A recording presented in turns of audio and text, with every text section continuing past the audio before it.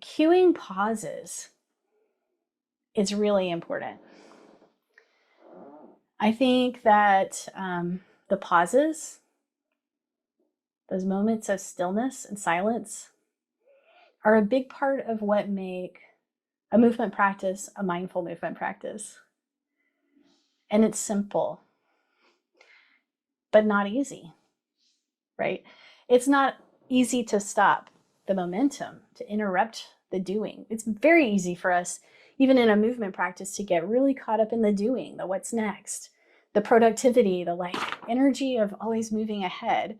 That's very, very strong conditioning in our culture. And it can leak into our movement classes very easily, right? So the pause can feel a little bit strange, but in a really helpful way, because it's part of our mindfulness practice.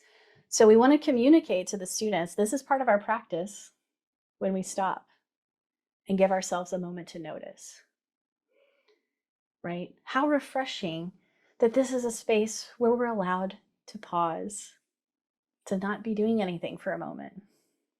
What a gift.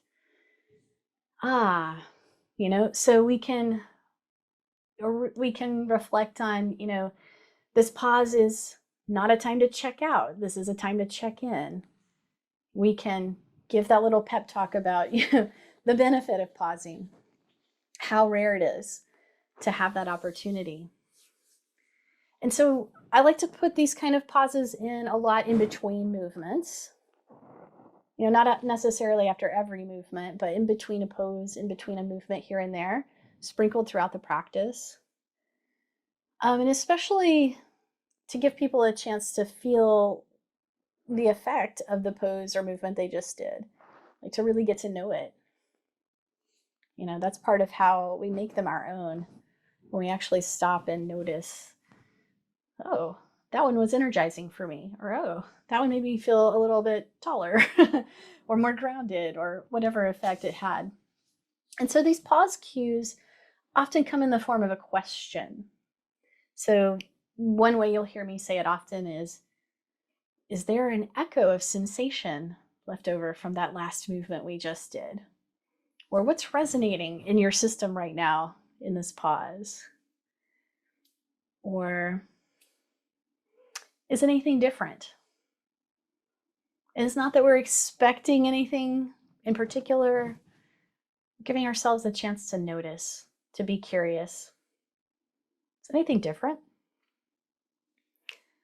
Or sometimes it can be interesting to notice contrasts, like if we just did two poses on the right side and we haven't done the left yet, is there any contrast between how the left side and right side feel? That can really help us notice, like, oh, I just did these two stretches on the right side and it feels like very alive, very vibrant, very awake. My left side doesn't exist. Or it feels very stagnant or dormant, right? That's a really, light bulb moment a lot of times for students to notice, like, movement wakes up sensation. Okay. So we do that in these pauses. Or it doesn't have to be a question. It could be saying, let's pause for a moment and just notice the effect of that last movement.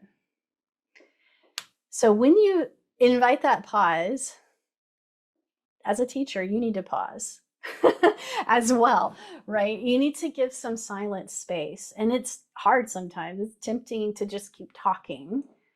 And I find for me, when I'm teaching a group that I'm comfortable with, that I've taught quite a bit, it's easier. I trust them. I know that they understand the pause and they don't think that I've suddenly been frozen with stage fright and forgotten my sequence or, whatever. It's easier when it's a familiar group. When you're teaching a newer group and like for me, my mind is going, what are they expecting? Do they think this is supposed to be a workout? Do they understand this is going to be really gentle and slow? Like, it's harder for me to make that pause happen. But I really try to insert that, and I try to give them, some framework, like we are pausing and this is why. so they understand. But that takes a little bit of teacher courage sometimes to actually put in the pause and allow that space. It's so important. And, as with the feeling of sensations in movement, like same in the pause, you can give examples. That's helpful. Point them to some things they might be noticing, but try not to, lead the witness too much. Or, in other words, try not to set up any expectations that there's something they should be feeling in particular. Maybe they don't feel anything, but the point is we're practicing our noticing.